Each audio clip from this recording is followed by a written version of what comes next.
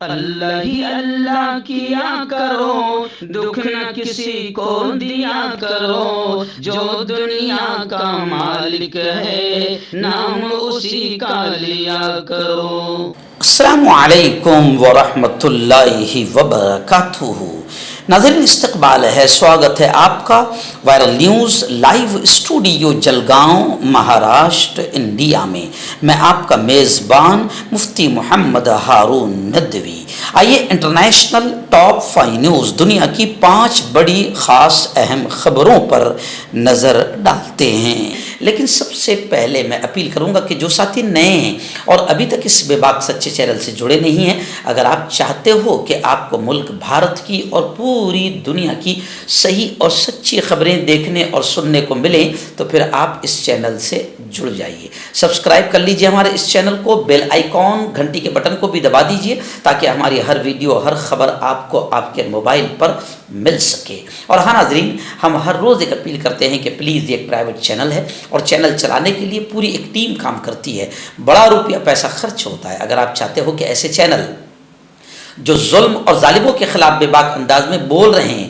اگر آپ چاہتے ہو کہ ایسے چینل مضبوط ہوں تو پلیز آپ چینل کی فائنینشیل ہیلپ، مالی تعاون، مالی مدد ضرور کیجیے۔ اسکرین پر آپ نظر ڈالیں، ہمارے چینل کا بینک اکاؤنٹ نمبر بھی دیا گیا ہے، اور اگر آپ آن لائن پیسہ بھیج کر مدد کرنا چاہتے ہیں تو گوگل پے، فون پے اور پے ٹی ایم تینوں کا ایک ہی نمبر ہے 9637541786۔ اللہ نے جو بھی آپ کو طاقت دی ہے اس اعتبار سے ہر دن یا ہفتے یا مہینے میں ایک بار ہی صحیح 200 500 1000 جو بھی آپ چینل کی مدد کر سکتے ہیں مدد کیجئے، چینل کو مضبوط کیجئے، ہمارا ساتھ دیجئے۔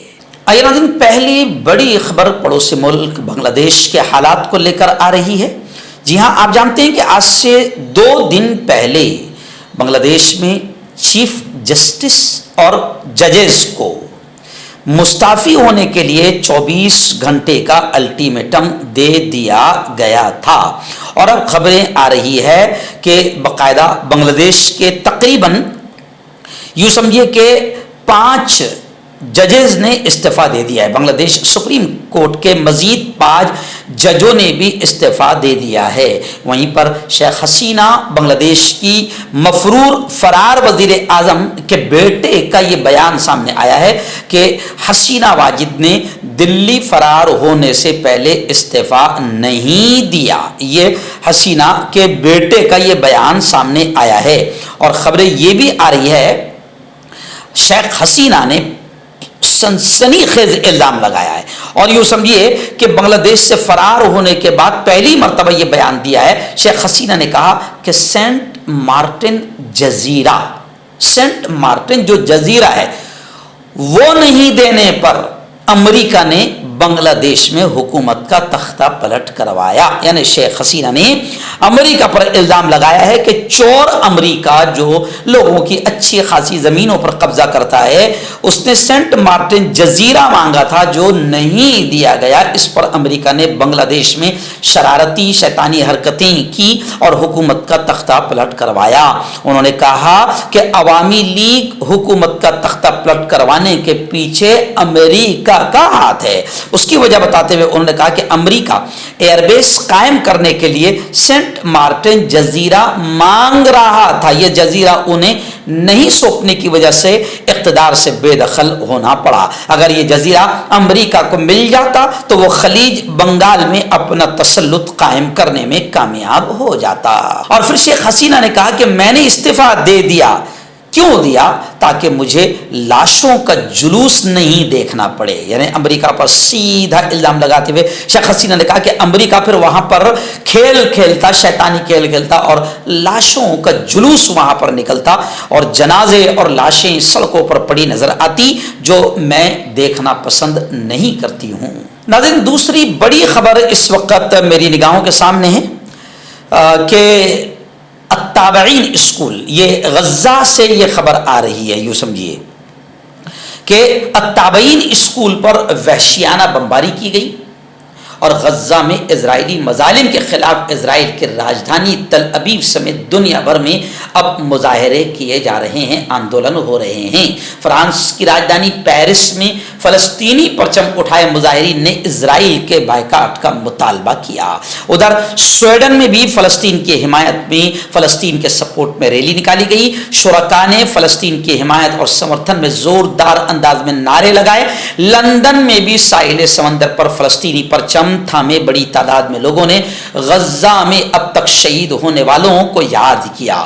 مقبوضہ مغربی کنارے کے شہر رام اللہ میں بھی سینکڑوں افراد نے اسرائیل کے وحشیانہ حملوں کے خلاف احتجاجی ریلی نکالی۔ ایکچوئل میں آپ ہم سب دیکھ رہے ہیں کہ اسرائیلی آتنکیوں نے تابعین اسکول پر حملہ کیا اور اس سے پہلے بھی دسیوں اسکولوں پر حملہ کر کے انہیں تباہ و برباد کیا، اور اسکول ہی نہیں، ہاسپٹل، رہائشی بلڈنگیں، ان تمام چیزوں پر بستی کو پوری طریقے سے 90% غزہ کو تباہ کر دیا۔ اب اسرائیل کے آتنکی وحشیانہ بزدلانہ حملوں کے خلاف پوری دنیا میں مظاہرے، آندولن ہو رہے ہیں۔ ناظرین، بڑی خبر اس وقت مکۃ المکرمہ سے آ رہی ہے۔ مکۃ المکرمہ سے ہمارے رپورٹر عبدالقیوم مارولی، جو جلگاؤں ضلع کا ایک گاؤں ہے مارول، وہاں کے رہنے والے ہیں، وہ اکثر وہاں کی خبریں ہمیں بھیجتے رہتے ہیں۔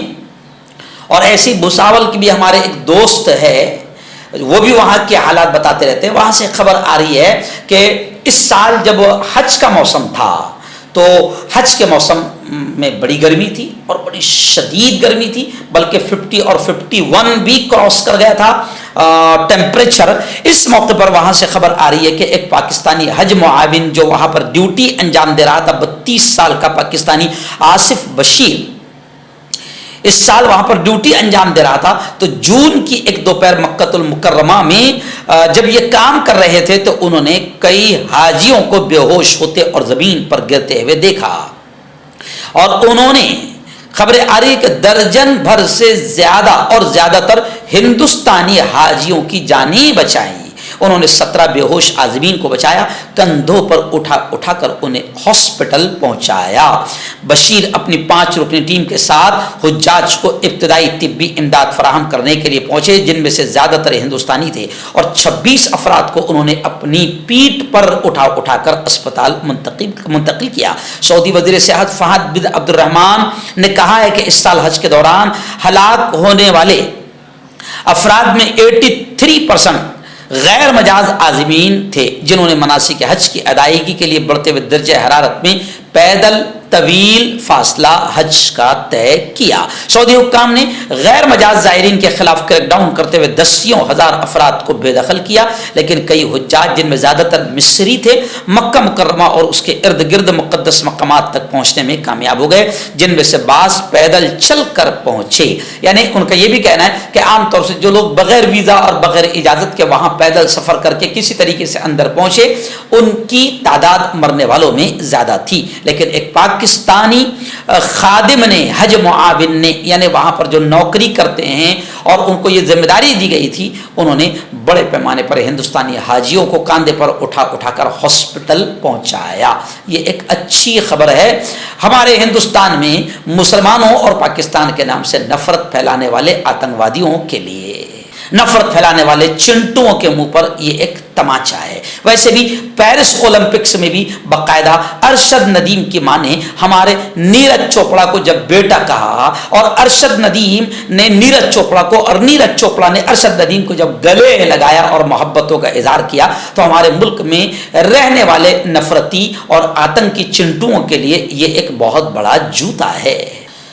بڑی خبر آ رہی ہے، جی ہاں، امریکہ، مصر اور قطر، آپ جانتے ہیں کہ یہ تینوں ملک جو ثالث ممالک ہے، 3 ممالک ہے، یہ حماس اور اسرائیل کے درمیان باہمی مفاہمت اور سمجھوتے کی کوشش کر رہے ہیں، اور مذاکرات، ڈائلاگ کے ذریعے سے وہ جنگ بندی کے لیے تمام تر کوششیں انجام دے رہے ہیں۔ اس وقت امریکہ، مصر اور قطر کے لیڈران نے اسرائیل اور حماس دونوں سے یہ ڈیمانڈ کیا ہے، یہ مطالبہ کیا ہے کہ دونوں مذاکرات میں، بات چیت میں ضرور شریک ہوں۔ بتایا جا رہا ہے کہ 15 اگست کو جنگ بندی اور یرغمالیوں کی رہائی کے لیے اجلاس منعقد کیا گیا ہے، جس میں شرکت کی جائے اور شرکت ضرور کرے اسرائیل اور حماس کے ذمہ داران، ایسی ان تینوں ملکوں نے اپیل کی ہے۔ اور ان تینوں ممالک نے ایک مشترکہ بیان میں یہ بھی کہا ہے کہ یرغمالیوں کی رہائی کے لیے اگلا دور قاہرہ یا دوحہ میں ہوگا، یعنی لگاتار بیٹھک، مذاکرات، کوششیں جاری ہے۔ بیان میں یہ بھی کہا گیا ہے کہ معاہدے کے لیے، ایگریمنٹ کے لیے، جنگ بندی کے ایگریمنٹ کے لیے ایک فریم ورک مذاکرات کی میز پر موجود ہے۔ البتہ کسی بھی فریق کے لیے اب امکان کی کمی ہے کہ وہ جنگ بندی معاہدے میں مزید کسی عذر اور بہانے کو پیش کرے۔ آئیے ناظرین، آخری بڑی خبر ایران، حزب اللہ، اسرائیل کو لے کر آ رہی ہے۔ آپ جانتے ہیں کہ ایران کی دعوت پر شریک ہونے والے اسماعیل ہانیہ، حماس کے پولیٹیکل سربراہ کو جس طریقے سے اسرائیل نے قتل کیا ہے، شہید کیا ہے، ان کو لے کر ایران نے یہ کہہ دیا ہے کہ بدلہ لینا، انتقام لینا تو ہم پر فرض ہے۔ وہیں پر حزب اللہ بھی اب، لبنان کی جو جنگجو تنظیم ہے حزب اللہ، یہ بھی اب اسرائیل کے ٹھکانوں پر لگاتار حملے کر رہا ہے، اور خبریں آ رہی ہے، حزب اللہ کا خود بیان آیا ہے کہ 24 گھنٹوں کے اندر اسرائیلی فوج کے 10 ٹھکانوں پر حزب اللہ نے زبردست انداز میں حملے کیے ہیں۔ وہیں پر خامنئی کے مشیر علی خامنئی نے یہ کہا ہے کہ اسرائیل کو سخت ترین سزا دینے کے لیے حالات ابھی سازگار ہے، حالات بہتر ہے، یعنی ابھی سزا دینے کا اچھا موقع ہے۔ اور ایک خبر یہ بھی آ رہی ہے کہ وزیر خارجہ اردن کے وزیر خارجہ نے کلیئر طور پر یہ بیان دیا ہے کہ اردن ایران یا اسرائیل کے لیے میدان جنگ نہیں بنے گا، یعنی اردن نے یہ کلیئر کیا ہے کہ کسی بھی حال میں ہم اسرائیل یا ایران کو اپنا ملک میدان کے طور پر استعمال کرنے کی اجازت نہیں دیں گے، اور ہم اس جنگ کا حصہ نہیں بنیں گے، میدان جنگ میں شامل نہیں ہوں گے۔ اور ٹرمپ نے بھی پہلا تبصرہ ایک بڑا کیا ہے کہ ایران نہیں رکے گا۔ تو میں حکیم جاوید، کیا آپ کو شوگر ہے یا آپ کے بدن میں درد رہتا ہے، جیسے جوڑوں کا درد، نسوں کا درد، گٹھیا وائی؟ اس کے علاوہ اگر آپ کو بواسیر ہے، خونی والی ہو یا مسے والی ہو، اور اگر آپ اپنی شادی شدہ زندگی کو لے کر خوش نہیں ہیں، تو آپ ہمیں کانٹیکٹ کر سکتے ہیں۔ یہاں گارنٹی کے ساتھ جڑی بوٹی سے علاج کیا جاتا ہے۔ تھینک یو سو مچ۔ مردانہ طاقت حاصل کرے 72 گھنٹوں کے اندر، وہ بھی جڑی بوٹیوں دوارا، حکیم یعقوب خان سے کانٹیکٹ کریں، جو کہ 75 سالوں سے حکمت کر رہے ہیں۔ اس کے علاوہ جوڑوں میں درد، گردوں میں پتھری، شوگر، کھجلی، لیکوریا کا گارنٹی سے علاج کیا جاتا ہے۔ ابھی کانٹیکٹ۔ ہربل صحت لائے ہیں 100% دیسی جڑی بوٹیوں سے علاج۔ مردانہ طاقت، لیکوریا، شوگر بنا انگریزی دوائی، بنا پرہیز کے ختم ہو جاتی ہے۔ اس کے علاوہ جوڑوں کا درد، گھٹنوں کا درد، گردے کی پتھری، کھجلی، بواسیر، خونی مسے والی، وزن کم کرنا، وزن بڑھانا، ابھی کانٹیکٹ۔